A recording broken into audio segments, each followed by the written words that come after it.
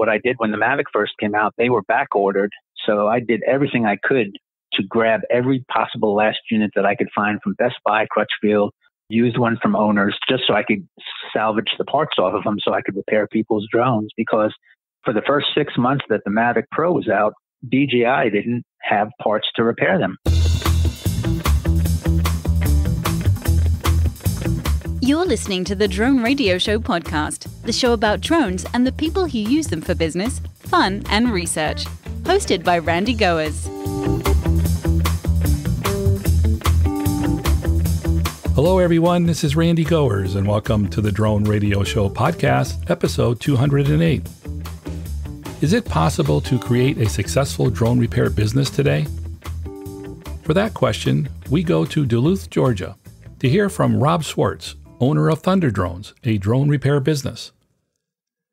Rob began flying RC airplanes in the early 80s and expanded into scale RC airplanes, helicopters, cars, trucks, and boats, and in 2016 he added drones. He remains active with RC cars and trucks, but his passion is now drones. So much so, he started buying, selling, and repairing them. Since 2016, he has repaired more than 3,000 drones and is a frequent contributor and mentor on the Mavic Pilots Forum, where he helps pilots troubleshoot problems.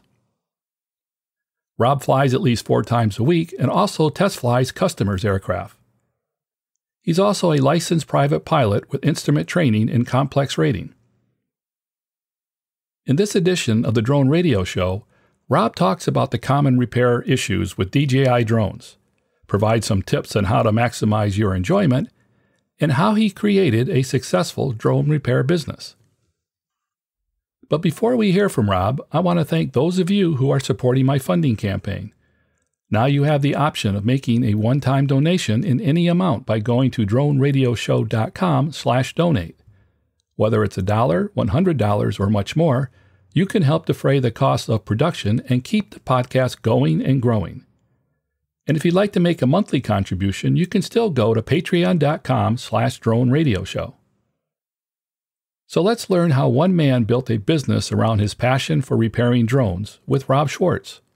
Let's pick up the interview where I asked Rob to introduce himself. My name is Rob Swartz, and my company name is Thunder Drones. And I've been repairing drones for around 3 years. Prior to repairing drones, I was repairing radio-controlled cars, trucks, boats, planes, helicopters, and pretty much anything that had a radio and receiver. And since starting Thunder Drones in 2016, I have bought, sold, repaired, and traded thousands of DJI drones. And I'm a licensed private pilot with a few thousand hours in the air. So you primarily repair DJI drones? Well, I'm glad you asked. Currently and in the past, I've just worked on DJI and Unique drones. But in the future, maybe in the next few months, I intend to expand out to Parrot and Autel drones and several different manufacturers, in addition to continuing to repair DJI drones.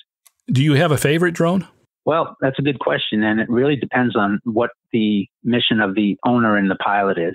I have a favorite drone depending on what I intend to do that day. If I just wanted to, go out and have fun and 200-300 feet away, it would be the DJI Spark, and that's kind of the lower end of the DJI line. If I wanted to do something a little more complicated, but still not too far away, maybe the Mavic Air. And my favorite drone of all of them would be the Mavic 2. And it just has all the bells and whistles. It's so far the most evolved consumer drone that DJI has made, and it's ideal for a beginner. And it's also very good for the more experienced pilot who might not need all the sensors and everything, but they both have excellent cameras on them. From your experience, does one drone stand out above the others in terms of resiliency or its ability to withstand getting banged up? To be totally honest, DJI makes an astoundingly resilient drone. Every week, I get 20 drones a week to repair, and some people will just flame out at 300 feet because something happened and got hit by a bird, and they just dropped to the ground. And I have completely rebuilt drones that fell from 300 feet, and other drones that fell from the same altitude. You would not know that the drone had fallen from that altitude. I don't know what they did when they designed it, but they made the bottom plate and the frame and everything just completely resilient. Very rarely out of the thousands that I've done have I gotten a drone that I couldn't fix. So it's just a testament to the quality of what DJI produces. They must have done, I don't know how many countless crash tests to make sure that the drone survived. What are some of the common repair problems? One common ones I'm going to say are the arms. If you land on it and it gets overextended up, then it's going to crack. And the front is the same thing. You'll break a hinge pin or maybe stretch out the middle frame a little bit. But those are the most common inexpensive repairs. The most common expensive repair would be the gimbal. And that is really the Mavic's Achilles heel. If it lands just flat down and the gimbal takes a hit, you could damage a motor assembly or a gimbal PCB. But I'm going to say the most common repairs are going to be the arms and then the gimbal ribbon inside the gimbal. It's a black flat ribbon. It tears very easily. It's a very flimsy little ribbon cable, but it's really not a major repair. It's something that an owner can do if they've got microelectronics experience, but usually left to the professionals, because if an owner does decide to go in there and replace that ribbon cable in the gimbal, there's a very good chance that he could strip a screw on his way in. He could damage something else or pull a wire loose and make it worse than it was before. So I'm very careful when I open up a drone. I use the exact drivers that's needed to fit into the screw holes, and I'm very careful when I disconnect connectors, because if you're not careful when you try to go to troubleshoot, the original problem that you had might not be the only problem that you have after disassembly. What are some of the ways in which the ribbon can become damaged? Number one is a crash. If you land it hard, if it falls flat on the bottom plate, if it gets into a head-on collision, even a rearward collision, that ribbon cable is going to probably tear, because it's just extremely flimsy for what it's designed to do. It has a little bit of flex in it, but it's not really designed to go beyond a certain point without breaking. It's just a very fragile part of the drone. The other way that it could happen is on the Mavic Pro, the original version, the gimbal lock inserts itself behind the gimbal itself, behind the camera barrel. And it's amazingly enough, it comes very close to where the that black ribbon cable is. So to answer your question, what are the two major causes of ribbon cable getting broken? One is a crash, and the second is by forcing the gimbal lock in at a weird angle. And what that does is it'll tear the ribbon cable, or it could tear the cover off the back of your motor or damage your video cable. So I would recommend people be very, very gentle with that gimbal lock, because it could cause damage if you're not careful.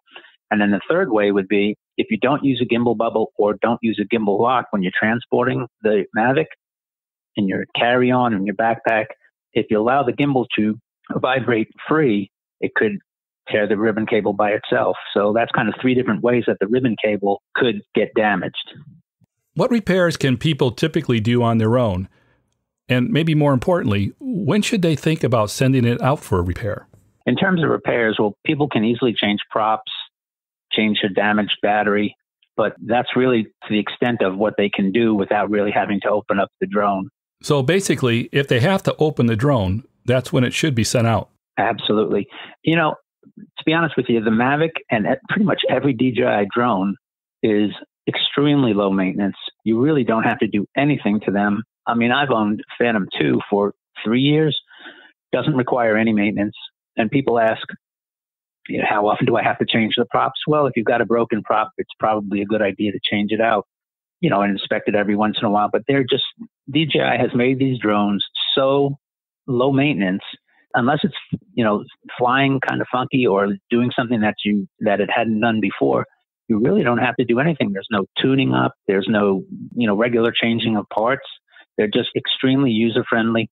But to answer your question, aside from changing the props and changing the battery out, as soon as it gets more complicated than that, and you have to open the drone up, first thing is you're going to probably void your warranty. So DJI has a way of telling if you have opened the drone up, and then if you want to send it in for warranty after that, they could very easily refuse the warranty. So if you have to open the drone up, it's kind of worth thinking twice about what you're doing and do you really want to go there. And if you decide, well, maybe it's a little too complicated for me to try, it's best, to send it off to somebody who knows what they're doing. If they send it to you, is the warranty preserved? Well, that's a good question. And there's been debates online about that since the day I started this business. If they send it to me, it probably means that they've had a crash.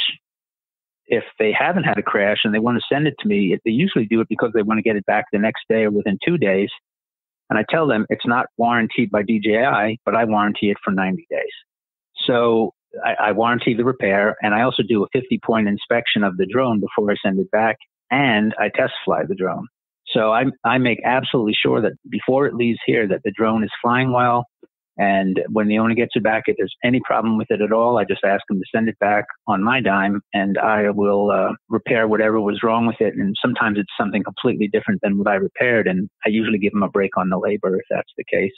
But people ask me, am I an authorized DJI service center? And I say, no, I'm not, intentionally, because an authorized DJI service center is only allowed to replace components. They cannot repair a drone. In other words, if you've got a torn ribbon cable, they're going to replace the whole gimbal. If you've got a broken left motor wire, they're going to replace the whole arm. I don't do that. I repair. I don't necessarily replace. And that's the beauty of my business, is I've got a niche because I'm able to repair these things instead of replace the whole component. And that's where I save my customers money. And when I first started out, I bought about 30 different Mavics. So I have original DJI parts, and I usually try to repair with original DJI parts. So moving away from the repair aspect, what advice would you give the pilots on how they can maximize their use and enjoyment of drones? Use and enjoyment come with a price. When I first started out flying radio-controlled nitro helicopters 20 years ago, it took me about 6 months before I was able to hover. And I just hovered in one spot and did H patterns and stuff like that for 6 months before I had the courage to take it out. So to me, that was fun. Practicing was fun. So my first reaction is safety first and practice a lot before you go off into the wild blue yonder. You have to be comfortable with the handling characteristics of the drone, as well as your limitations and the drone's limitations. Don't be overconfident, and don't try to fly high and far the first few times you use it. So I always lean towards safety first and preserving your health and the drone's life. Don't do too much too fast. Once you get beyond the basics and are able to hover it comfortably, and first, when you start out, you're going to want to keep the drone in front of you, not look at the display, and keep the drone in view. And be comfortable with nose in hovering, which means the camera is pointed towards you and left is right, right is left. And just do simple, small patterns. And then once you're comfortable with that, you can pretty much fly wherever you want. But the fun part usually comes, it's just like learning to fly a full-scale airplane or a full-scale helicopter. The fun comes after you've learned the idiosyncrasies of the device that you're trying to fly. And the first thing that I tell everyone is the drone will not crash itself. It will do everything to prevent itself from getting damaged. The pilot is the only one that crashes the drone. So if you're able to obey all the safety recommendations, do what the manufacturer says, don't fly with an empty battery, don't fly on a rainy day, don't fly in snow, then it's going to enhance your enjoyment of the whole experience, because stress to me is the opposite of fun. If I'm stressed out, I'm not going to be having fun. Once I get past the stressed out part and I've got some experience and the instinct starts to kick in, then the fun starts. And the fun grows exponentially with every different maneuver that you do, or taking photographs, aerial videos, whatever you're going to do with it. It just starts increasing once you get past the teething pains of actually learning how to control the drone.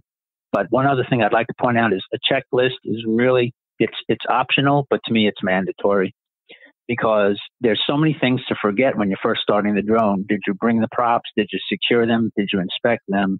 Did you look at your gimbal? Did you make sure your battery was latched in? So all these things, it might take a minute after you've flown 1,000, 2,000 times. But when you're first starting out, it's really important to take the time before the flight, make sure everything's good. And all that's going to do is ensure that you have fun during the flight and don't have anything to worry about. I don't mean to put you on the spot, but what's been the most interesting thing that has happened to you while flying a drone? As embarrassing as it might sound, the first time I've been flying RC helicopters, boats and stuff since I was 13 years old. The first time I got my Phantom out, I took my wife to the park and we were kind of flying it together. And I just decided to kind of fly it back, in a big oval and back towards me. Well, I lost control of the drone and flew it right into a tree. and it crashed and burned. I literally burned on the ground. And this is after years and years of teaching people how to fly. I completely disregarded my own intuition and my own advice to everyone and crashed my own drone. Well, actually, that's what started Thunder Drones. Is it crashed and burned, and DJI was not going to be able to repair it for about 2 or 3 months. So I said, well, the heck with that. I'm not going to be grounded. I found the parts, disassembled it, and reassembled it and fixed it myself. And it flew just fine when I was done. And I said, the way that these drones looked, I never thought that I could take it apart and fix it myself. But it came out to be a great repair. In any case, what I'm trying to say is don't be too overconfident when you first start out. It's better to be safe and go in baby steps than to try and kind of conquer the world, which is what I was trying to do. I was overconfident and cocky because I flew big airplanes and I flew, helicopters, 2-blade nitro helicopters before. So I thought, oh, pick it up, fly it. It probably flies just the same. I couldn't have been more wrong, because when you're flying FPV and looking at your device, the world is a completely different place. You're looking through the eyes of the drone. So if you're flying towards you, it's completely disorienting. And that's exactly what happened to me. So, a word to the wise is take it slowly when you first start out, no matter how much experience you've had beforehand, because anything that can go wrong will go wrong.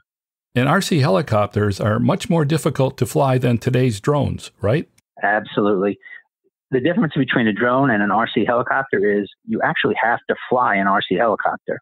You can't take your hands off the controls even for an instant, because if you do, it'll be in the ground in the blink of an eye. In a drone, you could hover it, get into a hover, go out and eat lunch, go and run some errands and come back. The drone will be hovering in exactly the same place at the same altitude and the same orientation as when you took off. So for me, to get into drones after cutting my teeth on RC helicopters, it's just an absolute blessing. I couldn't be happier. And people that are getting into drones now might not appreciate what was before them. People like me who started out with these just pain in the neck RC helicopters that required tuning every single time you went out there. The motor would be too rich or too lean, or the prop pitch wouldn't be right, or one of your servos was going out. Today, it's just so automatic. It's ready to fly. In RC helicopters days was a non-existent term. Ready to fly these days, people expect it. They want to be able to take it out of the box, charge the battery, and go out and fly. Well, the RC helicopter of 20, 25 years ago, it would take a week to build that thing. And then if you crashed it, it would take you another week or 2 weeks to get all the parts and repair it. So I'm just really happy. I love technology, and I'm really happy with the way DJI took something as complex as a helicopter, made it a quadcopter, which increased its reliability and made it as solid as it is to increase its durability. It's just really fantastic. Let's talk about your repair business. You said you've been repairing drones now for about 3 years? Right. I've been fixing drones, just primarily DJI drones, for the last 3 years. And as I said, I started out fixing my own drone, and I had always fixed my own helicopters. And those are, like you said, they're very complex. I mean, you've got 200 screws in that thing, and it's constantly trying to rattle itself to pieces. And so you really have to do a complete pre-flight check on a twin-bladed helicopter just because of all the vibration. But with drones, I find there's just not as much of an extensive pre-flight checklist that you have to go through on a mechanical basis with the drone as you would have had to go through on a helicopter. Less moving parts, no servos, 2.4 gigahertz or 5 gigahertz ensures a really solid signal. And the technology has really advanced to the point where they are truly an autonomous machine where they'll fly themselves with a minimum of pilot input. How did your business grow after you made the decision to jump into it? Well, the business took off just by word of mouth and people that I knew, and I just was finding online forums to get associated with. And the biggest one for me was phantompilots.com and mavicpilots.com. And I just started out as a guy who bought and sold parts. I was buying Phantoms and fixing them myself, and all the used parts I would put up on Phantom Pilots, and people would buy them. And I made a little bit of money, but my thing is I like to help people. And if someone asks me, what is my mission? My mission is to help people further enjoy the hobby and, help them learn more about it. So my first drone crashed and burned, and I fixed that. And then I just got on Phantom Pilots and just started talking with everyone. And It was a great experience because everybody knew more than I did. And I had no idea that a forum like that even existed. And then the Phantom was out for a few years, and then they came out with a Mavic Pro. And it was just a revolution in drones, a foldable 4K camera. Price that it was selling, I think it was $9.99 when they first started selling it. It was just like I said, a revolution. What I did when the Mavic first came out, they were back ordered. So I did everything I could to grab every possible last unit that I could find from Best Buy, Crutchfield, used one from owners, just so I could salvage the parts off of them so I could repair people's drones. Because for the first 6 months that the Mavic Pro was out, DJI didn't have parts to repair them. So if you sent your drone into DJI, it would sit on the DJI shelf waiting for parts to come from China. I said, this is ridiculous. So I went and bought every last Mavic that I could find and invested a lot of my retirement money into starting the business. And it worked out very well. I was able to replace complete gimbals or repair gimbals. Parts weren't available, like ribbon cables you couldn't get, LVDS video cables you couldn't get, arms you couldn't get. I was the only guy that had them. So people learned to contact me if they had a problem with their Mavic. And I'm just really happy to have been able to help as many people as I did. And, I work on the average of 18 hours a day, 7 days a week. And, I love my job. I absolutely love it. It still hasn't gotten to the point where I've gotten tired of it, because every repair is different and every repair is a challenge to me. That 18 hours a day, is that all on repairing drones? I'm going to say probably 8 hours a day on Mavic pilots, helping people out for free. I have, I think, 12,000 posts on there and almost 10,000 likes, where everyone who liked some advice that I gave them clicked like. So I'm the most liked guy on Mavic pilots. And then we have 80,000 members. So, I think I spend too much time on there because sometimes it takes away from my repairs and trying to pay the bills. And my wife will come in and drag me out of the computer room and drag me into the repair room to get me sitting back doing repairs again. But I just love to help people. And most of the time, like I said, I do it for free. And if not, I make the repair so affordable to people that I've got repeat customers come back 2, 3, and 4 times just because they know I'll take care of them and I'm honest and I won't rip them off.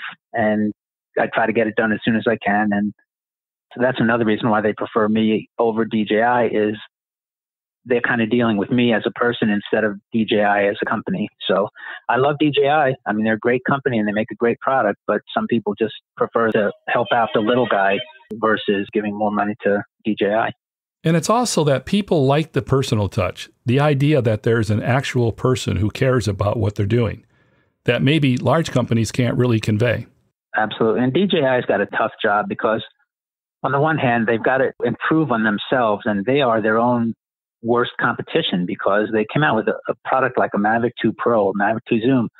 I mean, where do you go from there? So I think they've got like 1,500 engineers in China working on the next, whatever the next iteration of the Mavic Pro or the Phantom is going to be. And I admire the company, but unfortunately, occasionally you hear stories that they fell short on customer service. And that's really where I try to shine is, like you said, give the customer a personal touch, try to let them know what's going on as much as I can and try to get the repair done as soon as possible and as quickly as possible.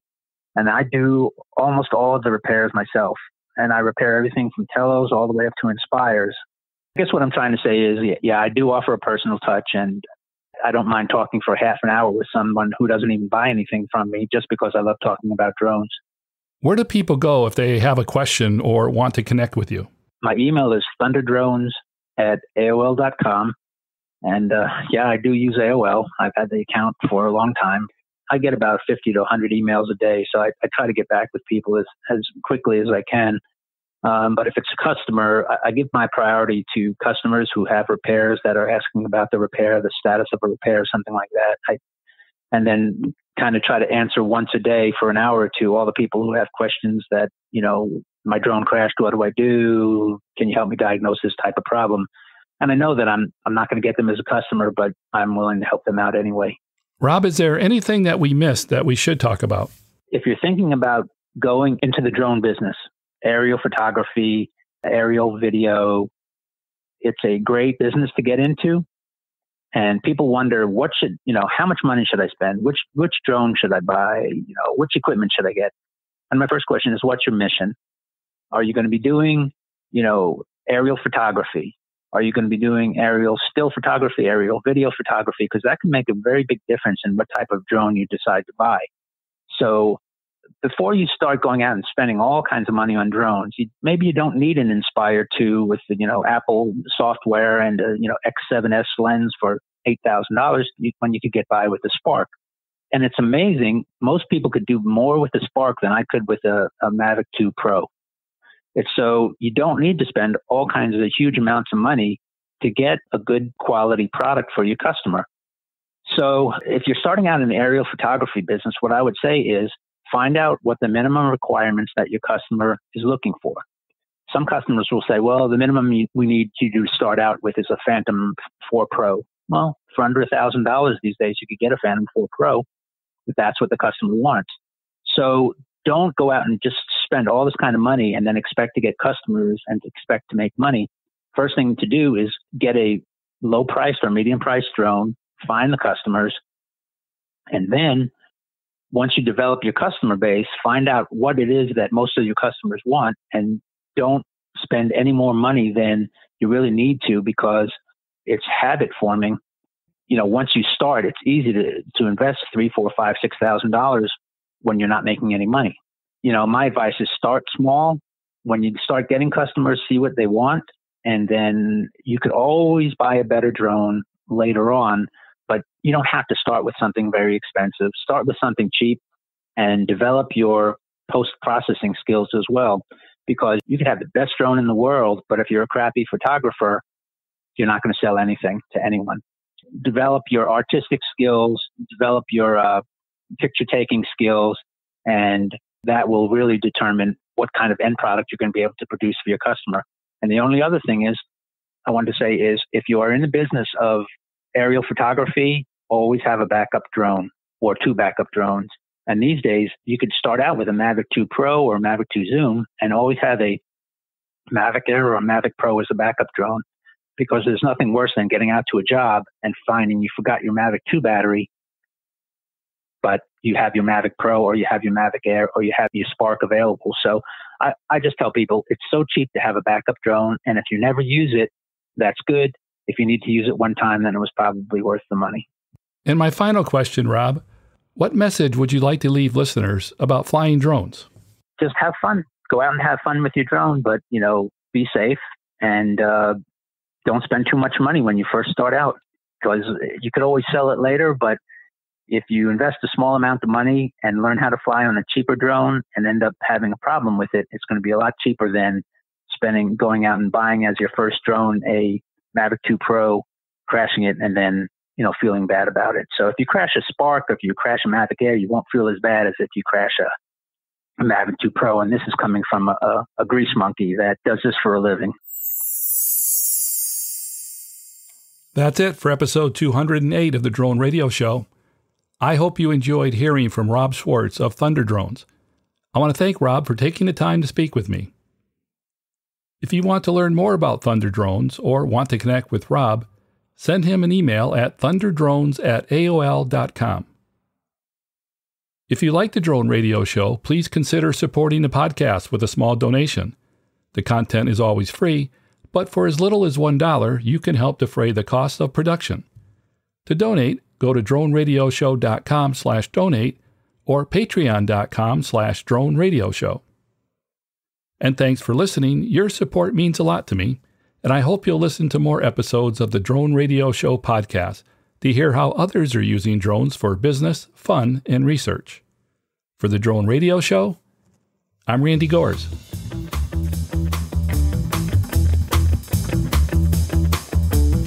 This has been the Drone Radio Show podcast. More information on today's show can be found on our website at www.droneradioshow.com. If you're using drone technology for business, fun, or research and would like to share your experience on the show, please visit our website and fill out a guest appearance application. And don't forget to follow us on your favorite social media channels.